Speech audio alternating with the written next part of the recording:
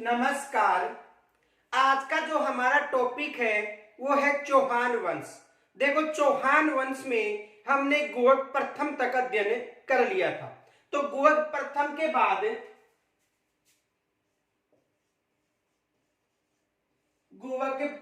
के बाद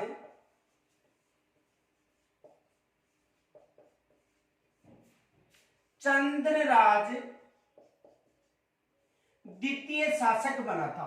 यानी गुहक प्रथम के बाद चंद्रराज द्वितीय शासक बना था। चंद्रराज द्वितीय के बाद गुहक द्वितीय शासक बना था।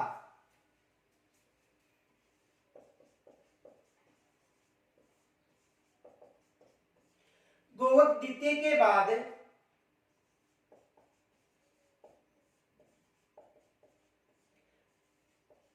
चंदनराज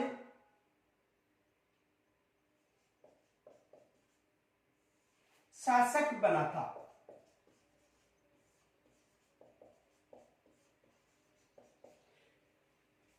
देखो, गुहक प्रथम के बाद चंद्रराज द्वितीय के बाद में गुहक द्वितीय और गुहक द्वितीय के बाद में चंदनराज शासक बना था।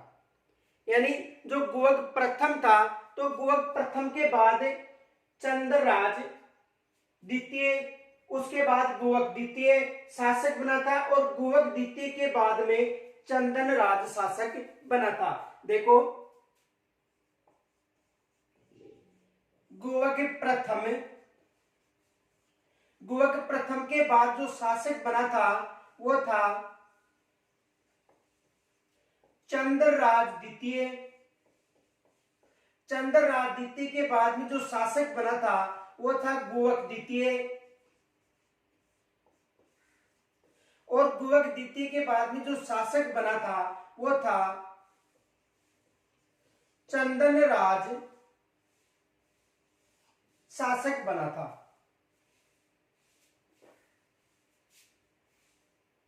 चंदनराज शासक बना था। तो देखो, गुहक प्रथम के बारे में ये बताया जाता है, गुहक प्रथम के बारे में, कि इन्होंने गुर्जर प्रतिहारों से चौहानों को मुक्त करवाया था और सीकर में हर्ष मंदिर का निर्माण करवाया था। किन्होंने करवाया था? गुहक प्रथम ने।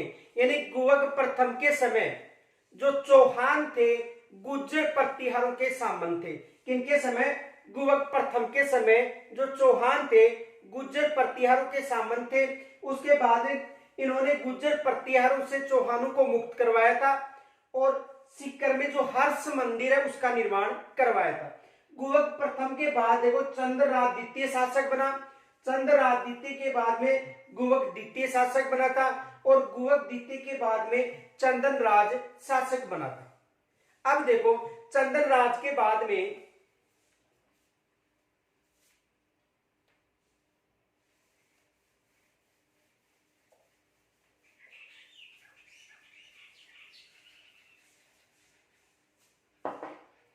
देखो,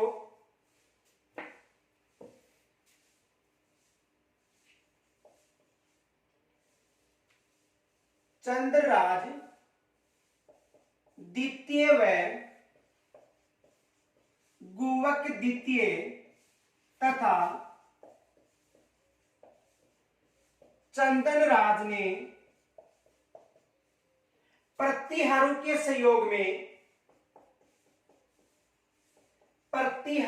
सहयोग से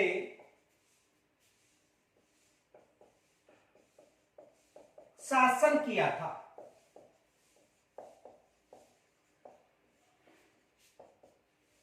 देखो, इसे समझो। यानी चंद्रराज द्वितीय, गुहक द्वितीय तथा चंदनराज ने जो प्रतिहार थे उनके सहयोग से शासन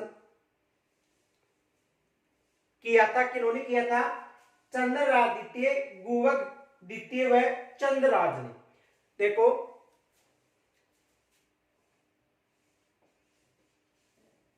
गुहक प्रथम की बात करें तो इनके समय तो जो गुर्जर प्रतिहारों के चौहान सामंत थे उनसे मुक्ति दिलवाई थी किन्होंने?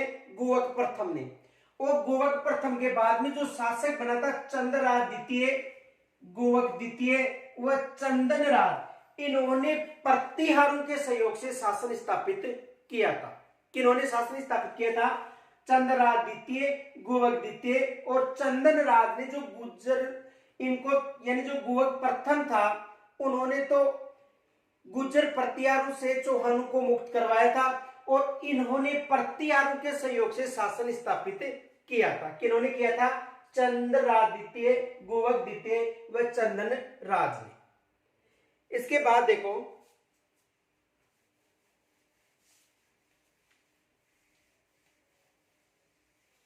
चंद्रराज के बाद वागपति राज शासक बना था। यानी उनके बाद में जो शासक बना था वो कौन था? वागपतिराज शासक बना था।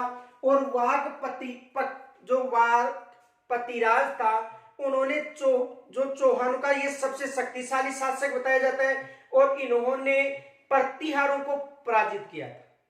देखो उनके बाद में शासक कौन बना था? वागपतिराज। देखो वागपतिराज चौहानों का शक्तिशाली शासक था। शक्तिशाली शासक था। यानी जो वागपतिराज था वो चौहानों का शक्तिशाली शासक था और इन्होंने प्रतिहारों से चौहानों को मुक्त करवाया था।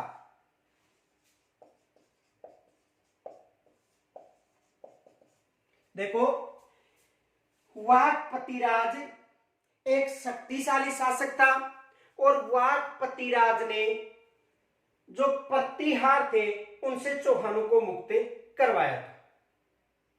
तो गोवक प्रथम के बाद में जो शासक बने थे यानी गोवक प्रथम ने तो गुर्जर प्रतिहारों से चौहानों को मुक्त करवाया था और जो गोवक प्रथम था उसके बाद में जो शासक बने थे उन्होंने प्रतिहारों के सहयोग से शासन स्थापित किया था।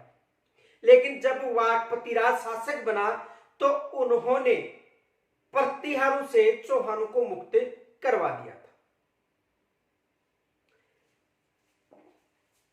तो वागपतिराज ने चौहानों का शक्तिशाली शासक था उन्होंने प्रतिहारों से चौहानों को मुक्त करवाया था। तो देखो यहां तक एक बार दोबारा समझो।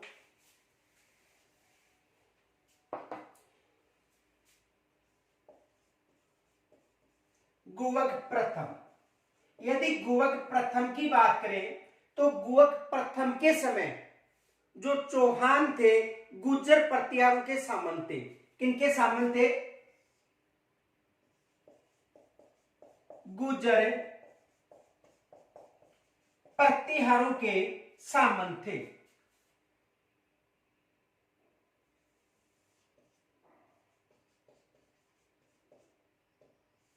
यानी गोवक प्रथम के समय जो चौहान थे यानी गोवक प्रथम के समय चौहान किनके सामंत थे? गुर्जर प्रतिहारों के सामंत थे। और जो गोवक प्रथम था उन्होंने चौहानों को गुर्जर प्रतिहारों से मुक्त करवाया। अब गोवक प्रथम के बाद जो शासक बने थे चंद्रराज द्वितीय, एक तो शासक कौन बना था गोवक प्रथम के बाद? चंद्रराज द्वितीय, गोवक द्वितीय।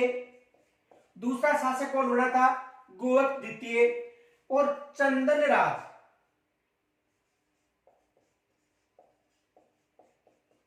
शासक बने थे।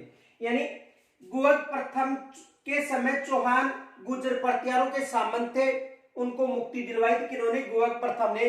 इसके बाद जो शासक बने चंद्रराज द्वितीय, गोवक द्वितीय और चंदनराज, इन्होंने प्रतिहारों के सहयोग से शासन स्थापित किया था। तीनों ने किनके सहयोग से?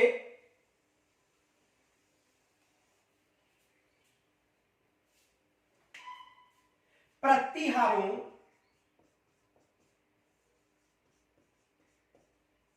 के सहयोग से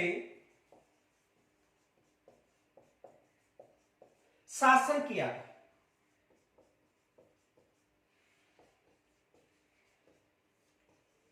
तीनों ने किनके सहयोग से शासन किया था? प्रतिहारों के सहयोग से शासन किया था। अब देखो चंदन राज के बाद जो शासक बना था वो बना था वाकपति राज। इन देखो चंदन राज द्वितीय, गुहक द्वितीय और चंदन राज के बाद में शासक कौन बना था? वाकपति राज। अब देखो जब वाकपति राज शासक बना था उस समय जो चौहान थे वो किनके सहयोग से शासन कर रहे थे? प्रतिहारों के सहयोग से। इन तीनों जो तीनों शासक थे उन्होंने प्रतिहारों के सहयोग से शासन स्थापित किया था। तो देखो इनके बाद जो वाकपति राज शासक बना था, चौहान वंश का शक्तिशाली शासक था। चौहानों का शक्तिशाली शासक था।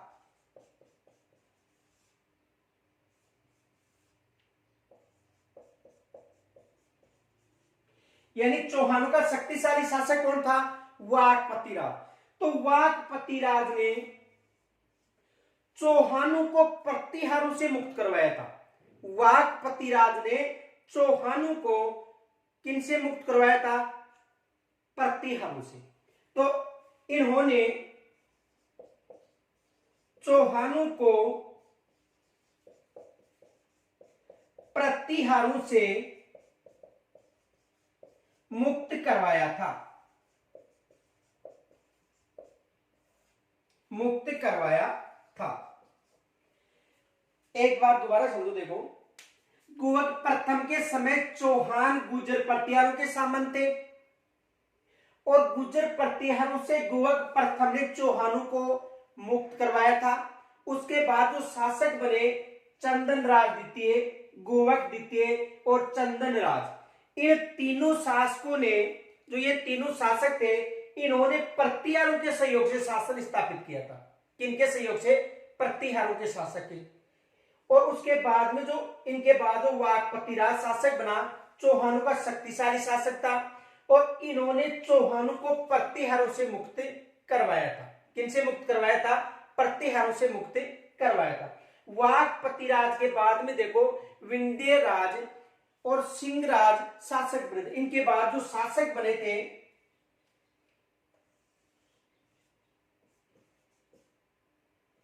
विंध्यन राज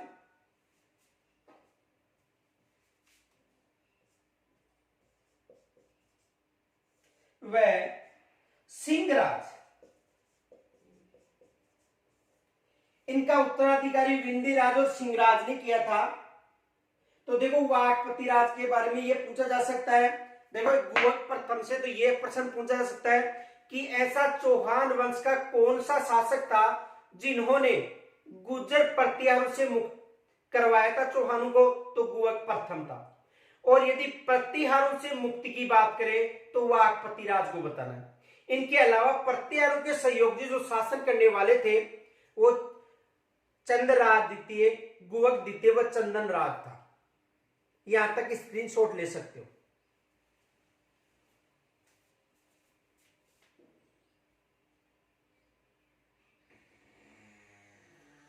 आगे देखो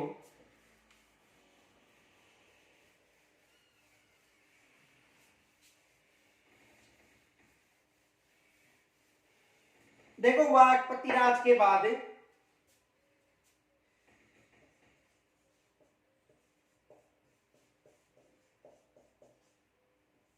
वाकपति राज के बाद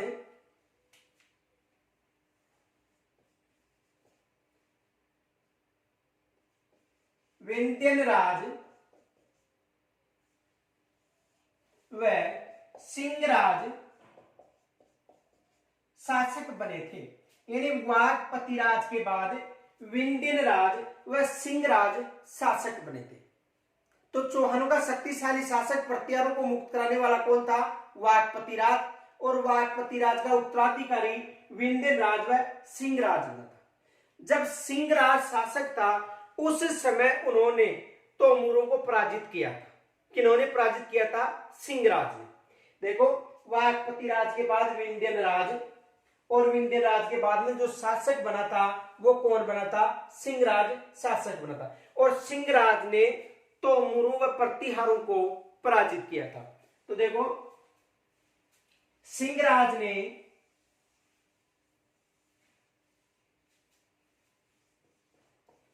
तोमूरों व प्रतिहारों को पराजित किया था।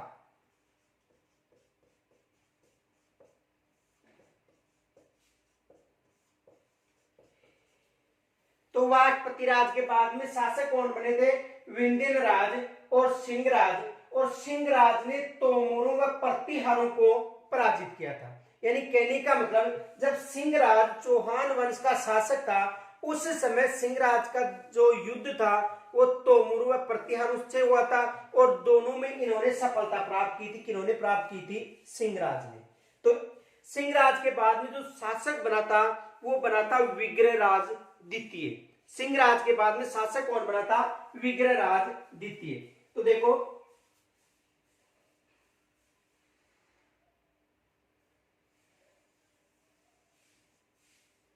सिंहराज के बाद, इसके बाद विग्रहराज द्वितीय, विग्रहराज द्वितीय शासक बना था।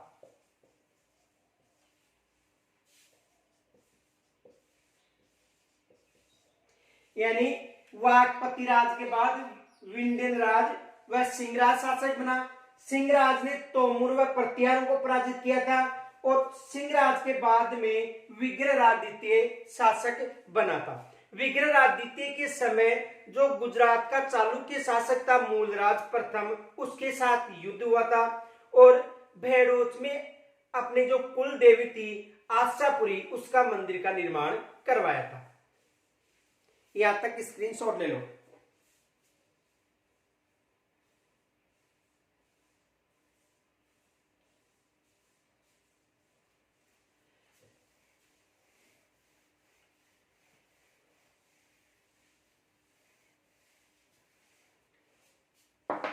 देखो, विग्रहराज द्वितीय,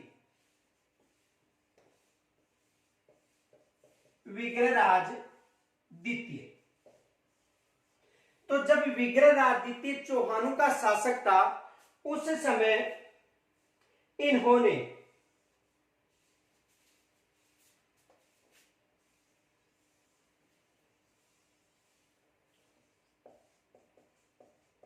गुजरात का शासक था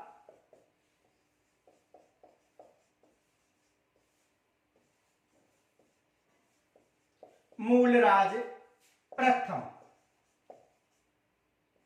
देखो, जब विग्रहराज द्वितीय शासक था उस समय, इनके शासनकाल के समय की बात करें, चौहान वंश का शासक विग्रहराज द्वितीय के समय जो गुजरात का शासक था वो कौन था? मूलराज प्रथम।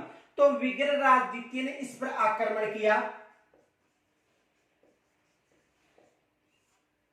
आक्रमण करने के बाद विजय किसको मिली थी? विग्रहराज द्वितीय को विजय प्राप्त की। देखो, विग्रहराज द्वितीय ने गुजरात के जो शासक थे मूलराज, यानी जब विग्रहराज द्वितीय चौहान वंश का शासक था उस समय गुजरात का शासक कौन था? मूलराज प्रथम। तो विग्रहराज द्वितीय ने मूलराज प्रथम पर आक्रमण किया। इसमें किसको विजय मिली थी? विग्रहराज द्वितीय को। विजय मिलने के बाद जो विग्रहराज द्वितीय था उन्होंने बहरोच में आशापुरी जो देवी है उसका मंदिर बनवाया था। किन्होंने बनवाया था? विग्रहराज द्वितीय ने। तो देखो, इन्होंने बहरोच में आशापुरी माता का मंदिर बनवाया था, का मंदिर बनवाया था।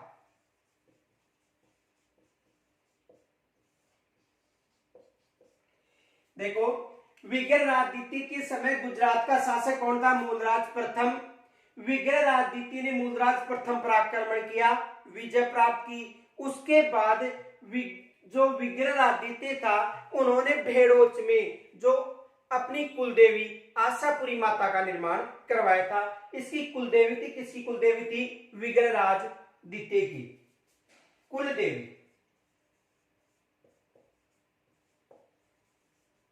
यानी विग्रहराज द्वितीय की क्या थी? कुलदेवी। तो इसका मंदिर उन्होंने कहां पर बनवाया था? भेड़ोच में बनवाया था। तो यहां से भी एग्जाम में प्रश्न आ सकता है कि ऐसा कौन सा चौहान वंश का शासक था जिन्होंने मूलराज या गुजरात पर सबसे पहले आक्रमण किया था? तो कौन था? विग्रहराज द्वितीय। इनके अलावा देखो, जो विग्रहराज द्वितीय था उनका जो जानकारी का स्रोत है वो हर्षलेख में मिलता है। जो सीकर में हर्षलेख मिला था जो 793 ईस्वी का था, तो उस लेख में इसकी विजय का उल्लेख मिलता है। तो देखो,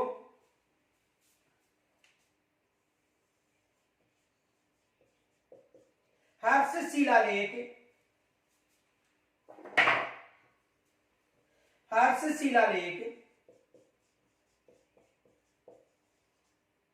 में इसकी जानकारी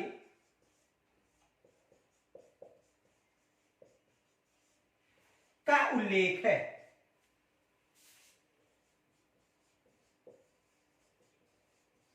यानी हर्षशिलालेख में जो विग्रहराज द्वितीय था इसकी जानकारी का उल्लेख है, और ये जो शिलालेख था 983 ईस्वी का था। तो देखो, एक बार दोबारा समझ लो कि जो विग्रहराज द्वितीय शासक बना उस समय गुजरात का शासक कौन था? मूलराज प्रथम। और मूलराज प्रथम को विग्रहराज द्वितीय ने पराजित किया था। भेड़ोच में आशापुरी माता का मंदिर बनवाया था जो इनकी कुलदेवी थी। और इस शासक की जानकारी का जो उल्लेख मिला है वो हर्षशिलालेख में मिला है, और ये मिला है हर्षशिलालेख कब का था? 983 ईस्वी का था। तो विग्रहराज द्वितीय ने सबसे पहले गुजरात का जो चालुक्य शासक था मूलराज प्रथम, ये भी आ सकता है कि ये जो गुजरात का मूलराज प्रथम था चालुक्य शासक था। कौन सा शासक था? चालुक्य शासक। चालुक्य शासक। एग्जाम में ये भी प्रश्न पूछा जा सकता है कि जो मूलराज प्रथम था किस वंश से संबंधित था? चालुक्य वंश से। या एग्जाम में ऐसा भी प्रश्न बन सकता है कि जो विग्रहराज द्वितीय थे उन्होंने किस चालुक्य शासक को पराजित किया था? तो किस चालुक्य शासक को पराजित किया था? मूलराज प्रथम को पराजित किया था। यहां तक स्क्रीनशॉट ले लो।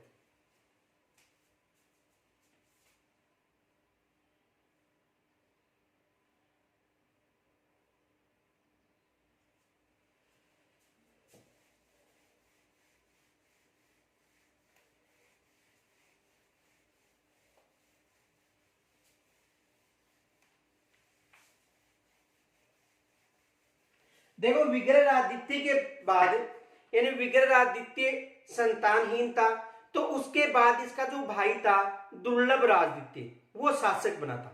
तो देखो, विग्रहराज द्वितीय के बाद इनका जो भाई था दुर्लभ राज द्वितीय शासक बना था। यानी विग्रहराज द्वितीय के बाद जो इनका भाई था दुर्लभ राज द्वितीय वो शासक बना था, क्योंकि विग्रहराज जो द्वितीय था उनकी कोई संतान नहीं थी। तो उसके बाद जो शासक बना था वो कौन बना था? दुर्लभ राज द्वितीय। और दुर्लभ राज द्वितीय के लिए यह है साहित्य में उल्लेख मिला है कि इसे एक उपाधि दी गई थी दुर्लभ में की, यानी जिसका विनाश न किया जा सके। किसके लिए यह उपाधि थी? दुर्लभ राज के लिए। तो विग्रहराज द्वितीय के बाद में जो शासक बना था वो कौन बना था? दुर्लभ राज शासक बना था। तो यानी देखो, इसे एक उपाधि दी गई थी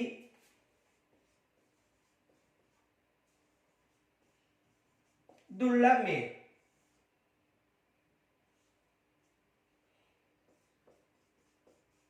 जिसका विनाश ना किया जा सके। तो विग्रहराज के बाद में जो शासक बना था वो कौन बना था? दुर्लभराज, यानी विग्रहराज संतानहीन था, उसके बाद उसका भाई शासक बना था दुर्लभराज, जिसे दुर्लभ मेघ की उपाधि दी गई थी, जिसका विनाश ना किया जा सके। साहित्य में इसका उल्लेख मिलता है। तो देखो, दुर्लभराज द्वितीय शासक बना, और दुर्लभराज द्वितीय के बाद में जो शासक बना था वो बना था गोविंद तृतीय। दुर्लभराज के बाद में जो शासक बना था वो बना था गोविंद तृतीय।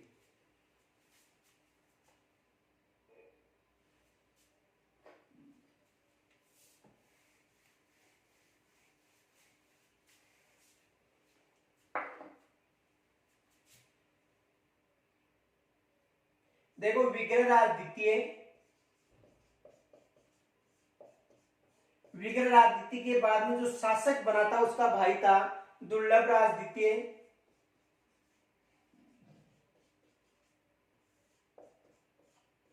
और जो दुर्लभराज द्वितीय था उसके बाद में जो शासक बना था वो बना था गोविंद तृतीय।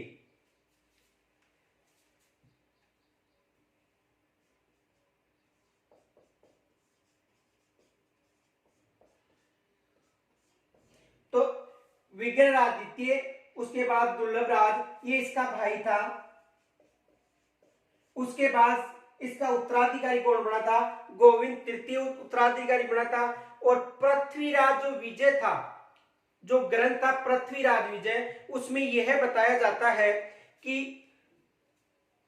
गोविंद जो तृतीय था एक शक्तिशाली शासक था। गोविंद तृतीय एक शक्तिशाली शासक था, और गोविंद तृतीय ने जो गजनी के जो क्षेत्र के जो आक्रमणकारी थे उनको पराजित भी किया था। किन्होंने पराजित किया था? गोविंद तृतीय। तो देखो, गोविंद तृतीय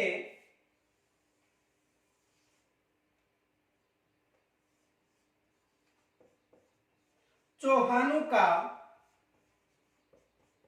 शक्तिशाली शासक था।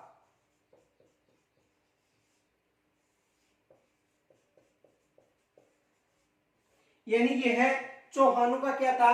एक शक्तिशाली शासक था।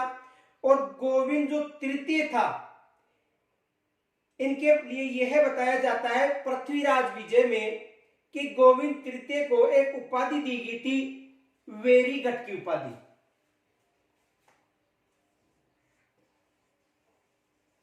पृथ्वीराज विजय, देखो पृथ्वीराज विजय किसका ग्रंथ है? जयानक का। पृथ्वीराज जो विजय है वो किसका ग्रंथ है? जयानक का।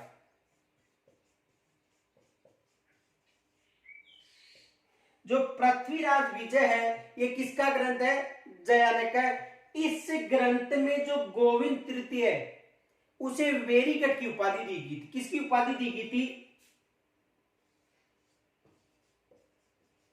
वेरीगढ़। यानी वेरीगढ़ का मतलब शत्रु का संहारक या शत्रु का विनाश करने वाला। तो देखो, विग्रहराज द्वितीय, उसके बाद उसका भाई शासक बना था दुर्लभराज द्वितीय। दुर्लभराज द्वितीय के बाद भी गोविंद तृतीय शासक बना था। चौहानों का शक्तिशाली शासक माना जाता है। और पृथ्वीराज विजय जो किसका ग्रंथ है? जयानक का ग्रंथ है।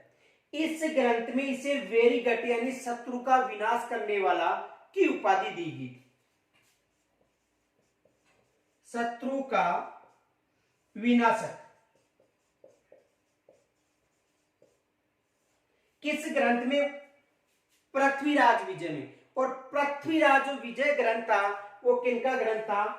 जयानक का ग्रंथ था। तो यहां से भी एग्जाम में प्रश्न आ सकता है। इनके अलावा देखो, इन्होंने गोविंद तृतीय ने, गोविंद जो तृतीय था उन्होंने जो गजनी के जो आक्रमणकारी थे उन्हें मारवाड़ से आगे बढ़ने को भी रोका था। तो देखो, इन्होंने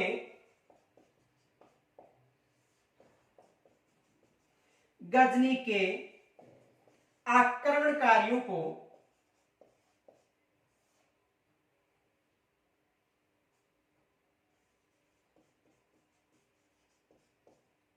को मारवाड़ से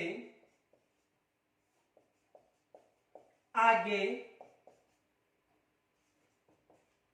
बढ़ने से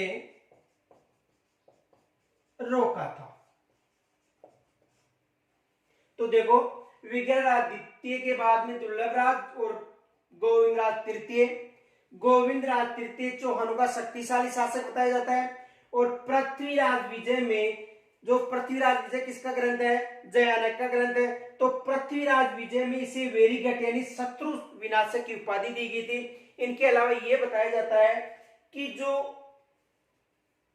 गजनी के जो आक्रमणकारी थे, उन्होंने जब मेवाड़ क्षेत्र की तरफ आक्रमण किया था तो मारवाड़ क्षेत्र से आगे बढ़ने से रोक दिया था किन्होंने? गोविंद तृतीय को। तो देखो, एग्जाम में यहां से प्रश्न बन सकता है कि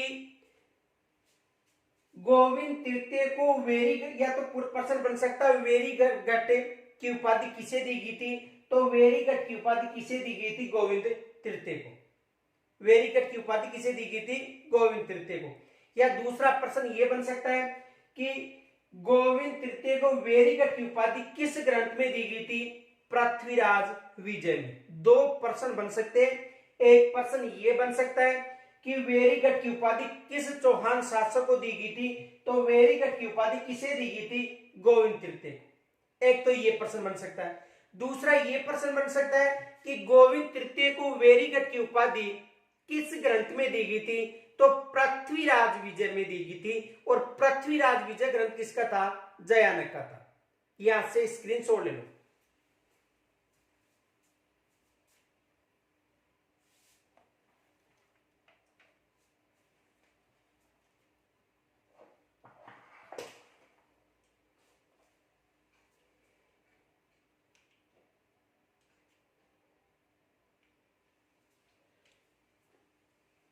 देखो, गोविंद तृतीय के बाद, इसके बाद जो शासक बना था वो बना था वाकपतिराज द्वितीय। गोविंदराज तृतीय के बाद में जो शासक बना था वो कौन बना था? वाकपतिराज द्वितीय। और वाकपतिराज द्वितीय ने मेवाड़ का जो शासक था उसे पराजित किया था। तो देखो, यानी वाकपतिराज ने मेवाड़ शासक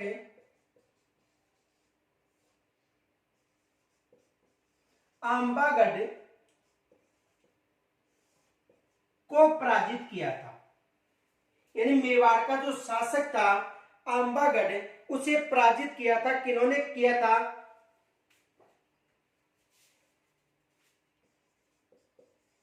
आंबा प्रसाद। तो मेवाड़ के शासक आंबा प्रसाद को पराजित किया था। किन्होंने किया था?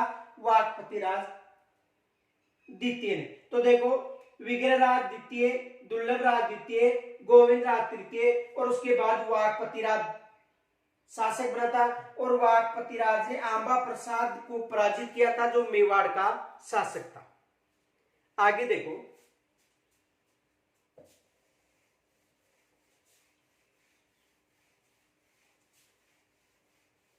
देखो यहां से एग्जाम में केवल 2 या 3 प्रश्न बन सकते हैं। कौन कौन से प्रश्न बन सकते हैं? देखो, पहला प्रश्न तो ये बन सकता है,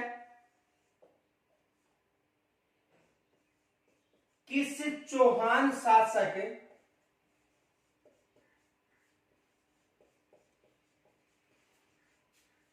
को वेरीघट की उपाधि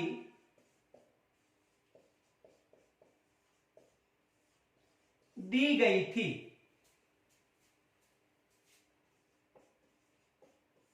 एक तो ये प्रश्न बन सकता है कि किस चौहान शासक को वेरीगढ़ की उपाधि दी गई थी। यानी ऐसा कौन सा चौहान शासक था जिसे वेरीगढ़ की उपाधि दी गई थी। तो देखो, कौन सा चौहान शासक था?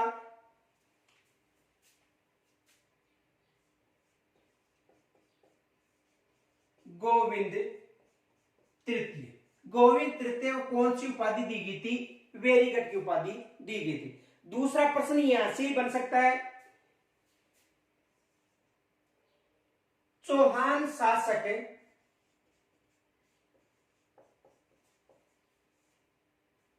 गोविंद तृतीय को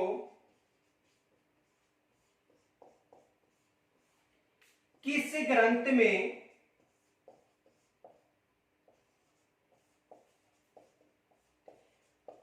वेरीघट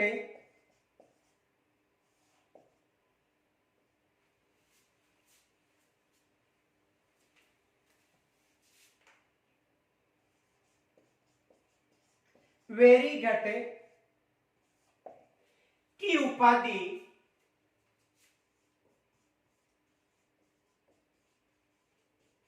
दी गई थी? तो देखो किस ग्रंथ में दी गई थी? पृथ्वीराज विजय में। पृथ्वीराज विजय किस ग्रंथ में दी गई थी? पृथ्वीराज विजय जो ग्रंथ था उसमें वेरीगढ़ की उपाधि दी गई थी। इनके अलावा यह भी प्रश्न बन सकता है, किस चौहान शासक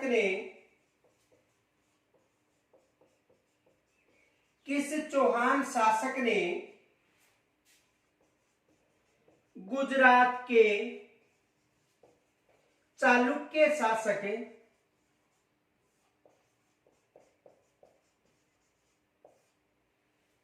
मूलराज प्रथम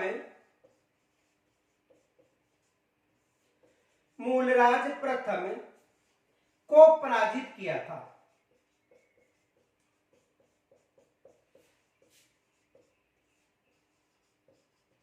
यह भी प्रश्न बन सकता है कि किस चौहान शासक ने गुजरात के जो चालुक्य शासक मूलराज प्रथम था उसको पराजित किया था?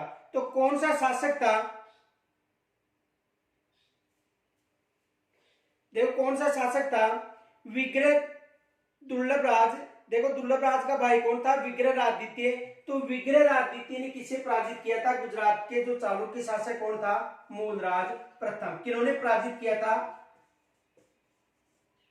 विग्रहराज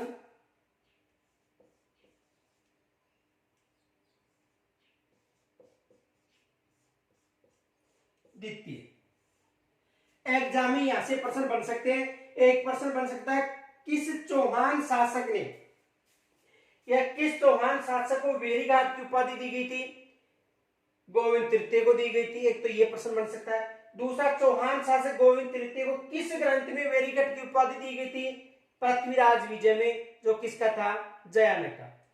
और उसके बाद में किस चौहान शासक ने गुजरात के चालुक्य शासक को मूलराज प्रथम को पराजित किया था? तो दुर्लभ राज का जो भाई था कौन? विग्रहराज द्वितीय, उन्होंने पराजित किया था। यहां से स्क्रीनशॉट ले लो।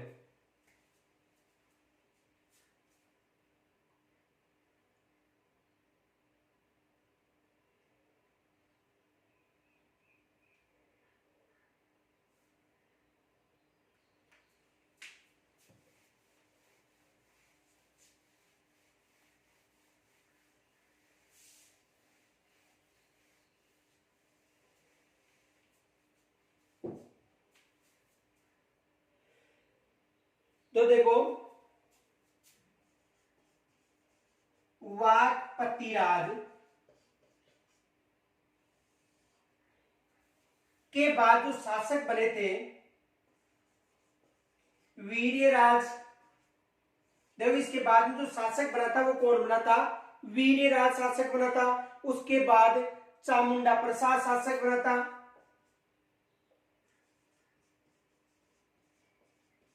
चामुंडा प्रसाद शासक बना था। और चामुंडा प्रसाद के बाद सिंगट शासक बना था। इन्होंने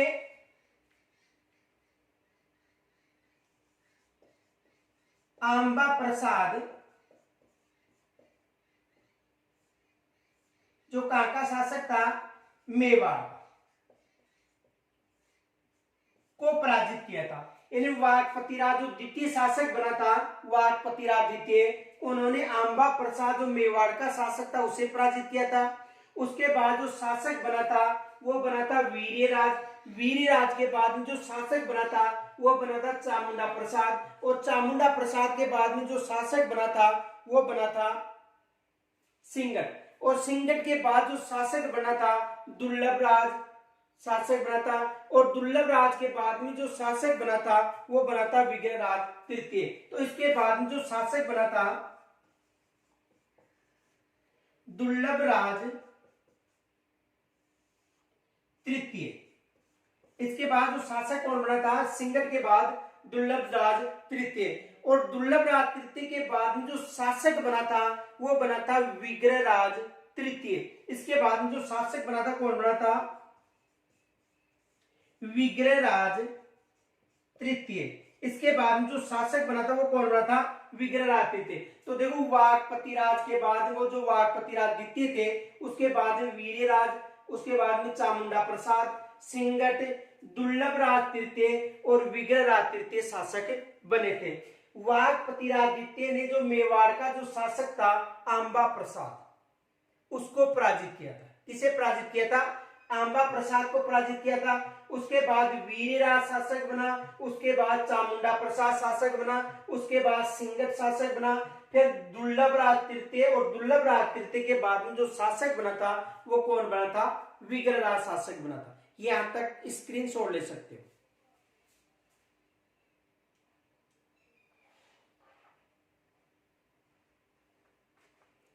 देखो विग्रहराज तृतीय के बाद जो शासक बना था वो बना था पृथ्वीराज प्रथम।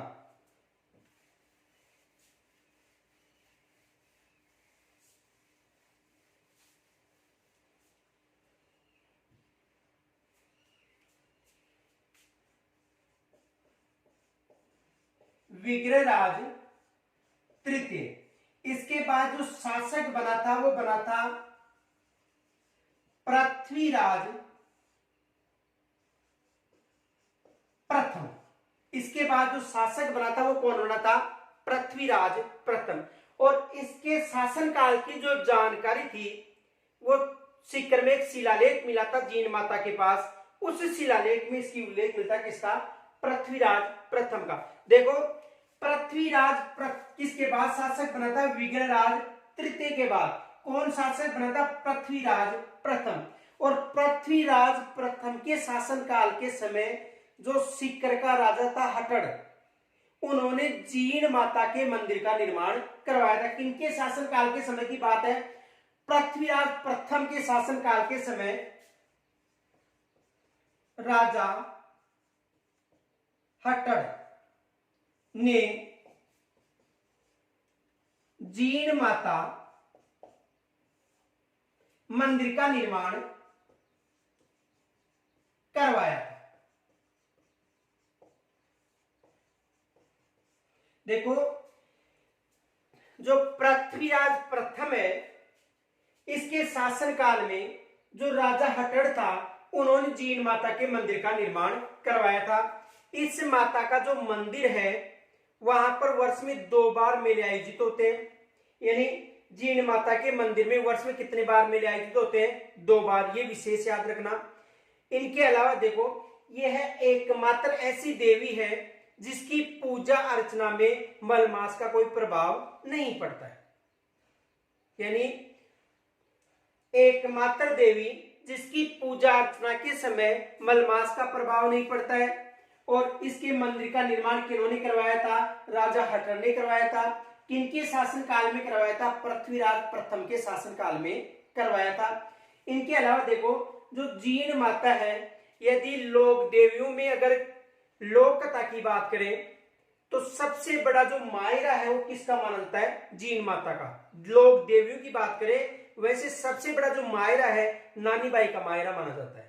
सबसे बड़ा मायरा किसका था, नानी बाई का। लेकिन यदि लोक देवियों में बात की जाए तो जीन माता का जो मायरा है वो लोक देवियों में सबसे अधिक गाया जाता है। इनके अलावा एग्जाम में यहां से प्रश्न बन सकता है कि जीन माता का मंदिर का निर्माण राजा हट्टड़ ने किनके शासनकाल के समय करवाया था? पृथ्वीराज प्रथम के शासनकाल के समय जीन माता के मंदिर का निर्माण करवाया था। इनके अलावा देखो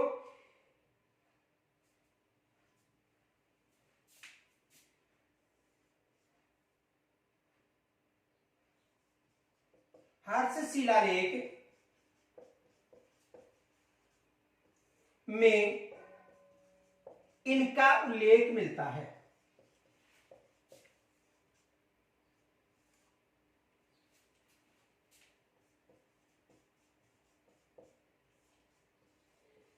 यानी हर्ष शिलालेख में जो पृथ्वीराज प्रथम था इसका उल्लेख मिलता है और यह शिलालेख 1105 ईस्वी का, यानी कब का माना जाता है? 1105 का। तो देखो एग्जाम में यहां से प्रश्न बन सकता है कि किस चौहान शासक के शासनकाल के समय राजा हट्टड़ ने जीन माता मंदिर का निर्माण करवाया था? तो पृथ्वीराज प्रथम के शासनकाल के समय। जीन माता का जो मेला है वर्ष में 2 बार आयोजित होता है। एग्जाम में यहां से भी प्रश्न पूछा गया था कि ऐसी कौन सी लोक देवी है जिसका वर्ष में 2 बार मेला आयोजित होता है? तो जीन माता का जो वर्ष में 2 बार मेला आयोजित होता है। इनके अलावा देखो इनकी जो पूजा अर्चना है उस पर मलमास का कोई प्रभाव नहीं पड़ता है। यह भी याद रखना कि ऐसी कौन सी लोक देवी है जिसकी जो पूजा अर्चना के समय मलमास का प्रभाव नहीं पड़ता है, यानी सूर्य ग्रहण हो या चंद्र ग्रहण हो या और अन्य कोई प्रभाव है उस समय इस माता की जो पूजा अर्चना है वो हमेशा की जाती है। यानी सूर्य ग्रहण, चंद्र ग्रहण या जो मलमास का जो प्रभाव है उस समय कई ऐसी देवियां हैं जिनके मंदिर के जो द्वार यानी पट है वो बंद रहते हैं, लेकिन यह ऐसी देवी है जिनकी पूजा अर्चना पर मलमास या चंद्र ग्रहण, सूर्य ग्रहण का कोई प्रभाव नहीं पड़ता है। तो विग्रह आकृति के बाद में जो शासक बना था वो कौन बना था? पृथ्वीराज प्रथम शासक बना था। यहां तक स्क्रीनशॉट ले सकते हो।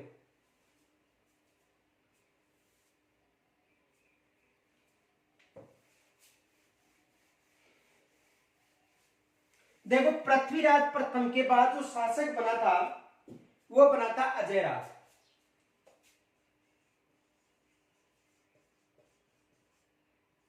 पृथ्वीराज प्रथम के बाद जो शासक बना था वो कौन बना था? अजयराज। और इनका कार्यकाल था 1105 से लेकर 1133 ईस्वी तक। देखो कुछ ऐसे शासक हैं जिनके शासनकाल की तिथियां सही नहीं है, क्योंकि जो स्रोत मिले हैं उनमें शासनकाल की तिथियां अंकित नहीं मिली है।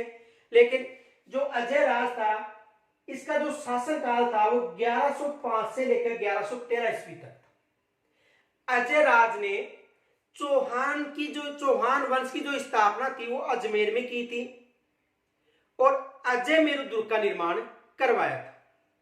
1113 ईस्वी में उन्होंने चौहानों की जो राजधानी थी वो अजमेर में स्थापित की थी। तो देखो अजयराज जो प्रथम था 1113 ईस्वी में चौहानों की राजधानी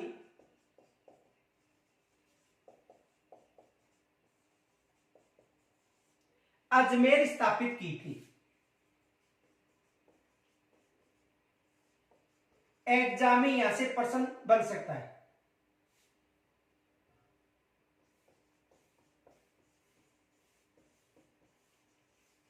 यानी 1113 ईस्वी में चौहानों की राजधानी अजमेर स्थापित की थी। किन्होंने की थी? अजयराज चौहान ने। तो एग्जाम में यहां से प्रश्न बन सकता है कि या तो प्रश्न बनेगा ऐसा कौन सा चौहान शासक था जिन्होंने अपनी राजधानी अजमेर स्थापित की थी? तो चौहान शासक कौन था? अजयराज।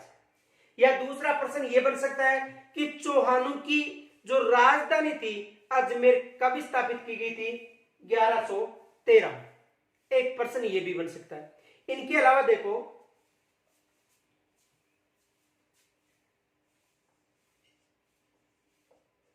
इन्होंने अजयमेरु दुर्ग का निर्माण करवाया था।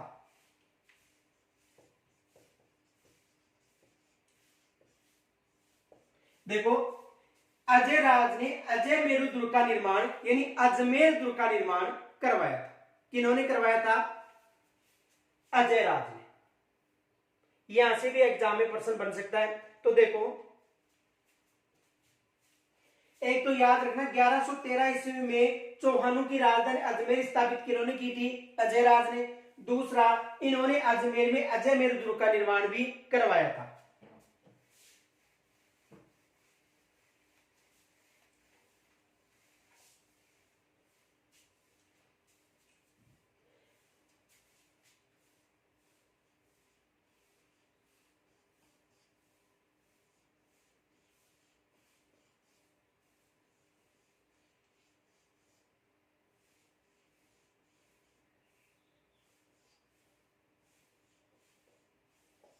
देखो जो अरावली पर्वत श्रेणी है,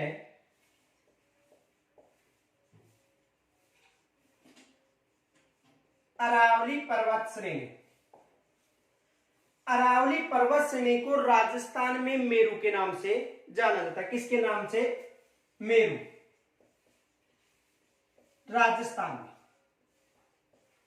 राजस्थान में अरावली पर्वत श्रेणी को मेरू के नाम से जाना जाता है।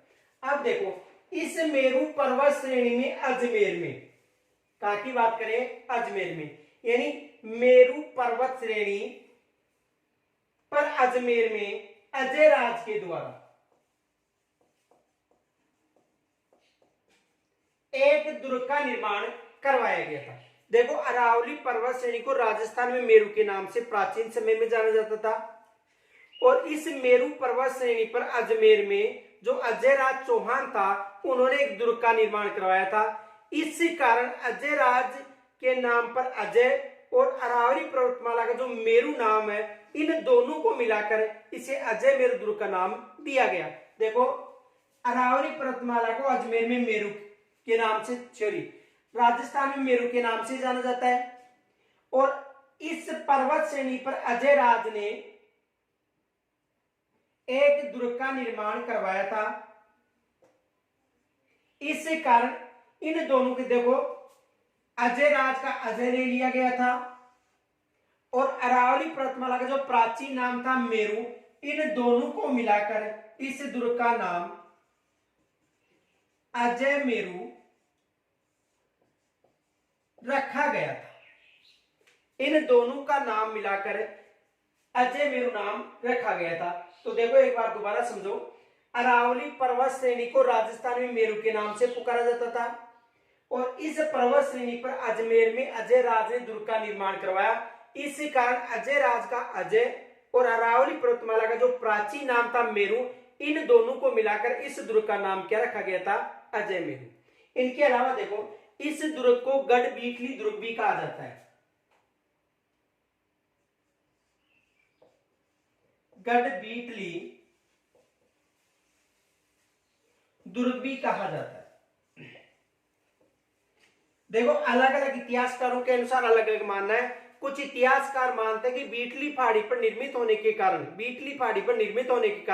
इसे गढ़बीटली दुर्ग कहा जाता है और कुछ इतिहासकारों का मानना है कि यहाँ का एक शासनाध्यक्ष था, दुर्गाध्यक्ष था, जिसका नाम था गोठलदास विठल, उसके नाम पर इसका नाम गढ़बीटली रखा गया था।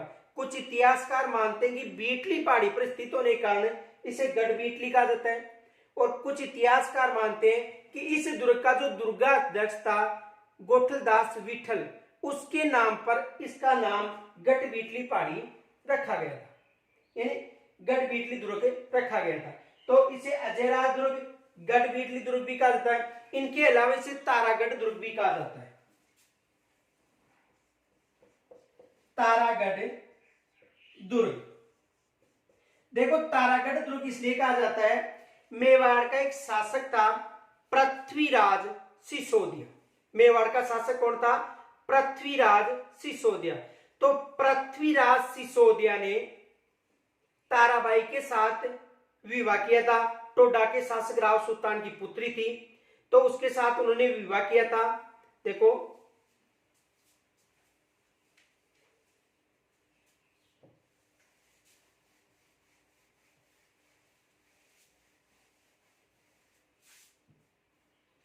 एक टोडा का शासक था,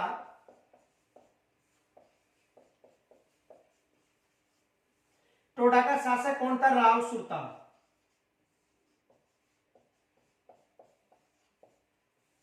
टोडा का शासक कौन था? राव सुल्तान।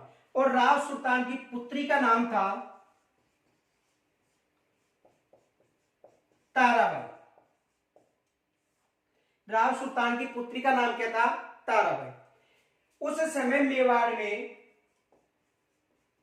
मेवाड़ का जो राजकुमार था पृथ्वीराज सिसोदिया,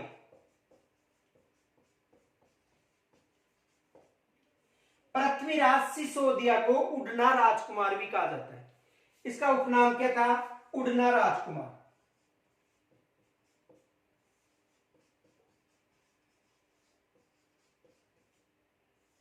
इसका उपनाम क्या था? उड़ना राजकुमार। तो जब टोडा का शासक राव सुल्तान ने मेवाड़ में शरण ली थी, मेवाड़ में इसलिए शरण ली थी क्योंकि इस क्षेत्र पर मालवा ने अधिकार कर लिया था। यानी टोडा पर किन्होंने अधिकार कर लिया था? मालवा ने। मालवा का अधिकार,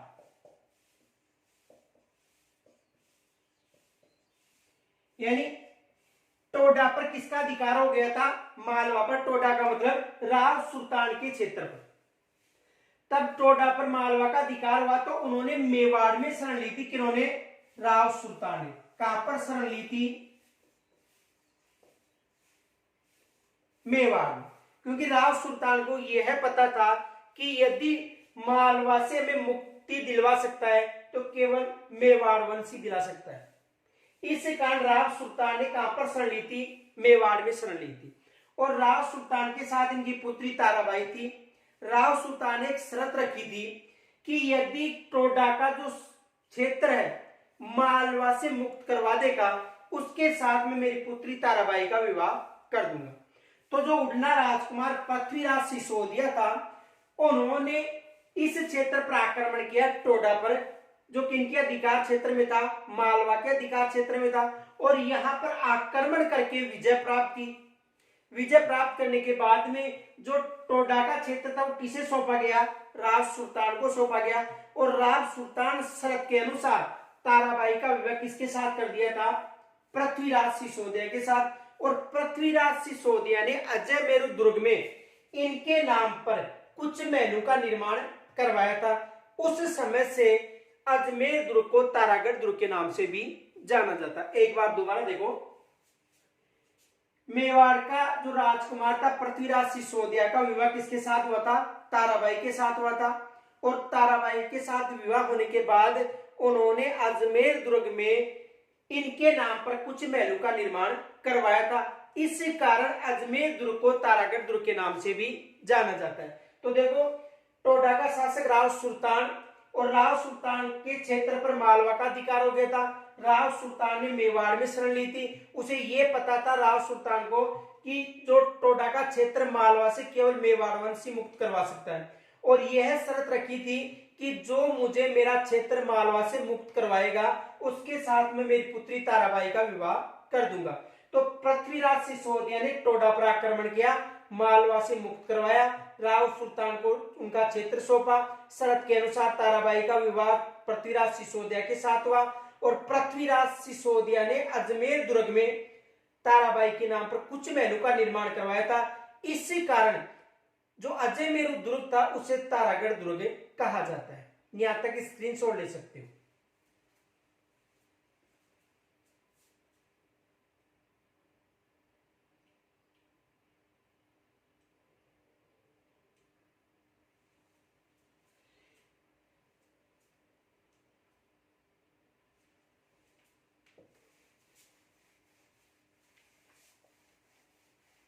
देखो, जो अजय मेरु दुर्ग है इसे जिब्राल्टर दुर्ग भी कहा जाता है। जिब्राल्टर दुर्ग भी कहा जाता है। किसे कहा जाता है? अजय मेरु दुर्ग को। देखो, जो भारत का governor general Lord William Bentinck था, भारत का governor general Lord William Bentinck.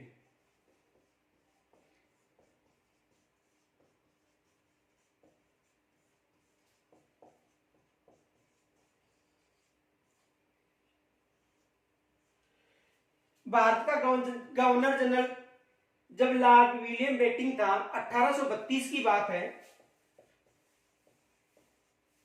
1832 ईस्वी। तो जब यानी जिब्राल्टर दुर्ग किन्होंने कहा था, यानी भारत का जो गवर्नर जनरल था लॉर्ड विलियम बेंटिंक 1832 में, तो उन्होंने इस दुर्ग को देखा, किसको, अजय मेरू दुर्ग को, और उनके मुंह से निकल गया, ओहो दुनिया का दूसरा जिब्राल्टर। किनके मुंह से निकला था? लॉर्ड विलियम बेंटिंक के मुंह से निकला था, ओहो दुनिया का दूसरा जिब्राल्टर।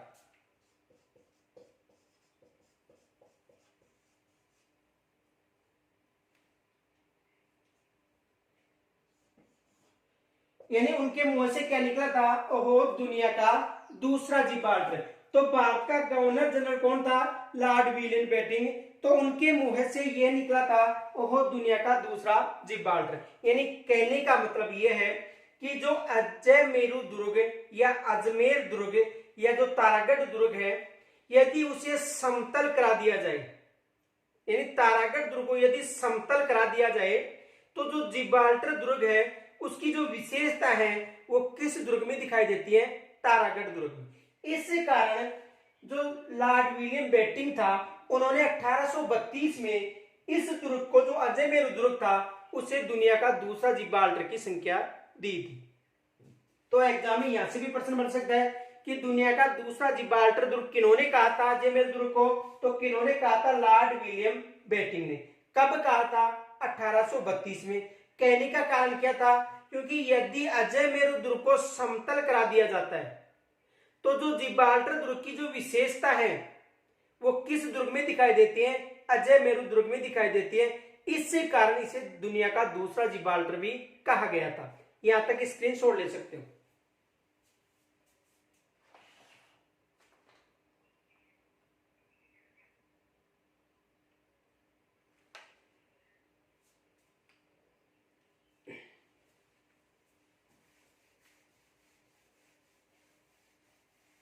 देखो अजय राज चौहान था, अजय राज चौहान ने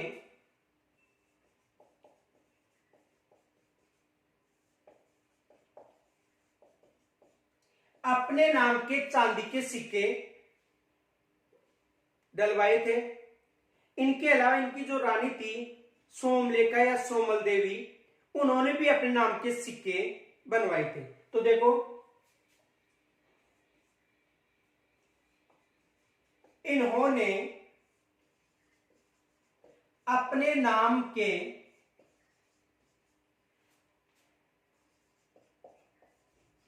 चांदी के सिक्के बनवाए थे।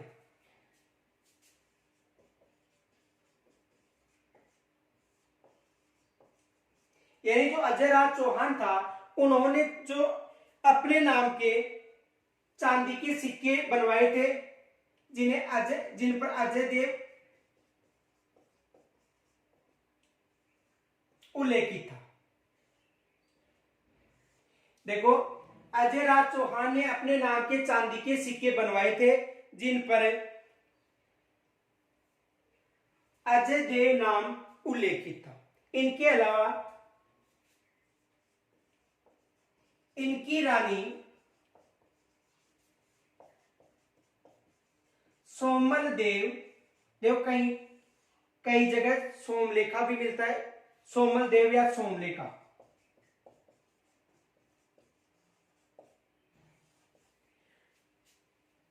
ने भी अपने नाम के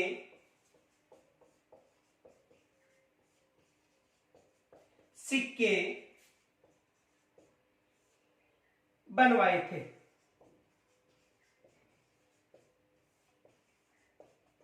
तो देखो, जो अजय राज चौहान था उन्होंने अपने नाम के चांदी के सिक्के बनवाए थे जिन पर अजय देव अंकित था। इनके अलावा इनकी जो रानी थी सोमल देव या सोमलेखा, उन्होंने भी अपने नाम के चांदी के सिक्के बनवाए थे। इनके अलावा देखो, जो अजय राज चौहान था उन्होंने चांदी व तांबे के सिक्के भी चलवाए थे जिन्हें अजय प्रिय द्रव्य कहा जाता है। अजय प्रिय द्रव्य, देखो अजय प्रिय द्रव्य नाम से जो अजय राज चौहान था उन्होंने इस नाम से अजय प्रिय द्रव्य के नाम से चांदी व तांबे के सिक्के बनवाए थे।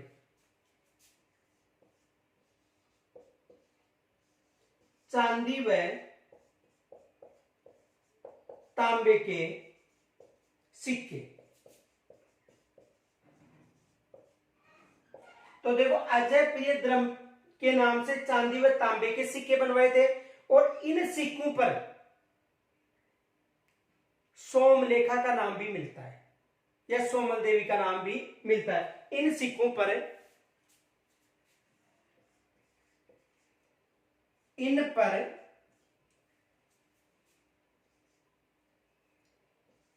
इनकी रानी सोमल देव का नाम भी मिलता है।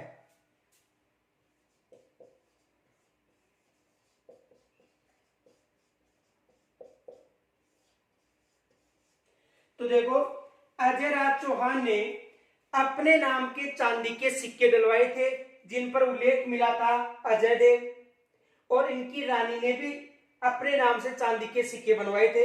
इनके अलावा देखो, अजय प्रिय द्रव्य नाम से चांदी व तांबे के सिक्के बनवाए थे अजय राज ने, और उन पर उनकी रानी थी सोमल देव या सोमलेखा, उनका नाम भी अंकित है। यहां तक स्क्रीनशॉट ले लो।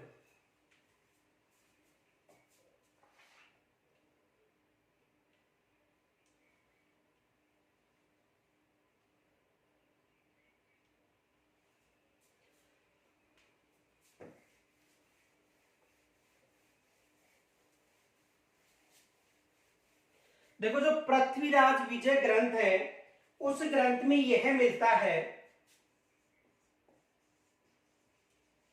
पृथ्वीराज विजय।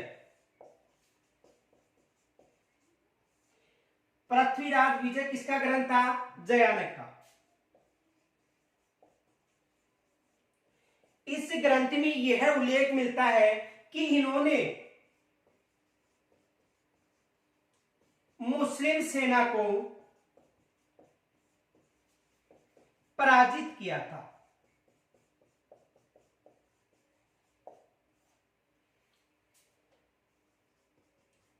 यानी जो अजय राज चौहान था उसके लिए यह उल्लेख मिलता है किस ग्रंथ में? पृथ्वीराज विजय ग्रंथ में। यानी पृथ्वीराज विजय ग्रंथ में यह उल्लेख मिलता है कि इन्होंने, जो अजय राज चौहान था, इन्होंने जो मुस्लिम सेना थी उसको पराजित किया था। तो मुस्लिम सेना को पराजित किन्होंने किया था? अजय राज ने। यहां तक स्क्रीनशॉट ले सकते हो।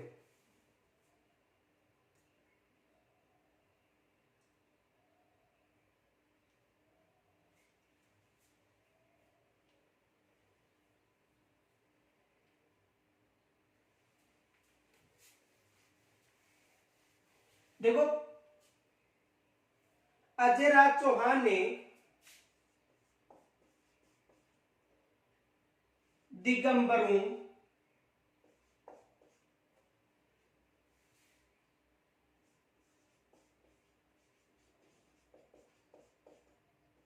व श्वेतांबरों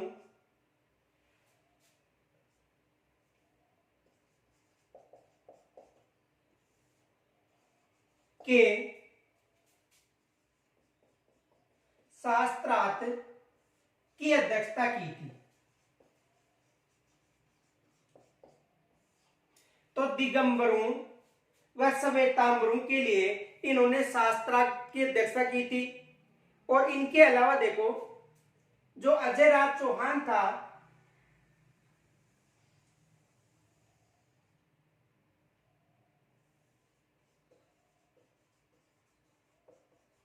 अजय राज चौहान ने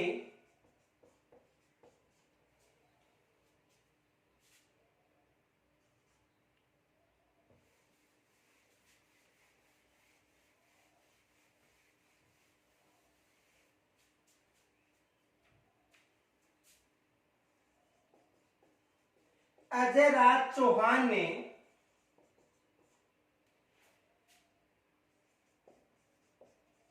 मेवाड़ के साथ भी युद्ध किया था।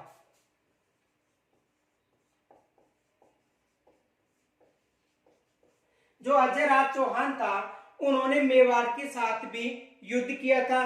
इनके अलावा जो अजय राज चौहान था उन्होंने जो पार्श्वनाथ मंदिर था अजमेर में उसके लिए स्वर्ण कलश भी भेंट किया था। तो इन्होंने चौहान जो अजय राज चौहान था मेवाड़ के साथ युद्ध किया था।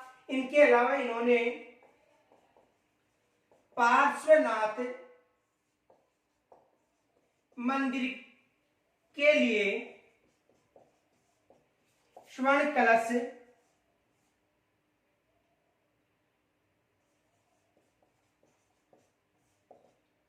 भेंट किया था।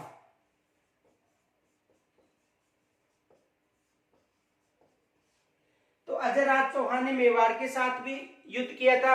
इनके अलावा यह बताया जाता है कि पार्श्वनाथ मंदिर के लिए इन्होंने स्वर्ण कलश भी भेंट किया था। कि इन्होंने किया था अजय राज चौहान ने। इनके अलावा देखो दो इस टॉपिक से प्रश्न विशेष बन सकते हैं। देखो कौन कौन से प्रश्न बन सकते हैं।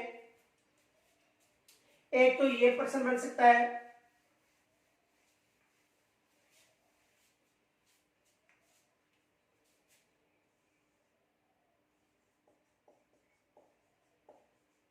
अजमेर दुर्ग का निर्माण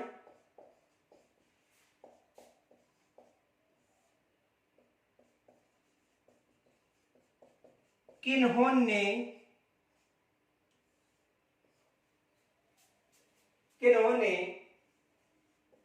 करवाकर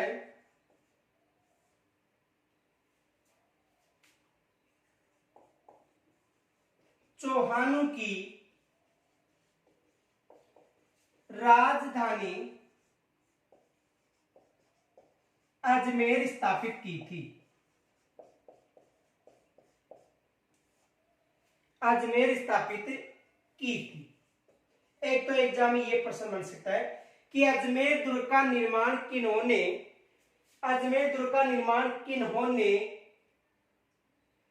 करवाकर चौहानों की राजधानी अजमेर स्थापित की थी। तो किन्होंने की थी? अजय राज ने।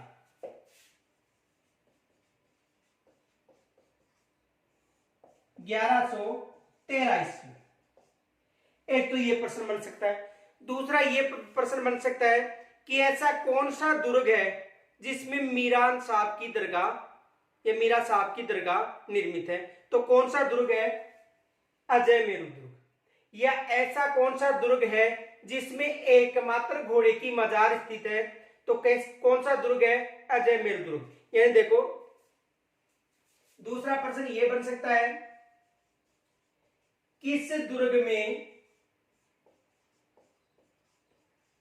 एकमात्र घोड़े की मजार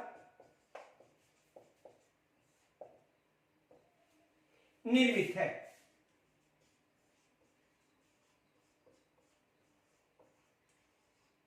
तो देखो किस दुर्ग में एकमात्र घोड़े की मजार निर्मित है? अजय मेरू दुर्ग में। किस दुर्ग में? अजय मेरू दुर्ग में। यह एग्जाम में यह भी प्रश्न बन सकता है कि मीरान साहब की दरगाह किस दुर्ग में स्थित है। तो मीरान साहब की जो दरगाह है वो किस दुर्ग में स्थित है? अजय मेरू दुर्ग या तारागढ़ दुर्ग में। तो यहां से ये प्रश्न बन सकते हैं। इनके अलावा यदि कोई समस्या हो तो कमेंट्स के द्वारा जरूर बताना। धन्यवाद।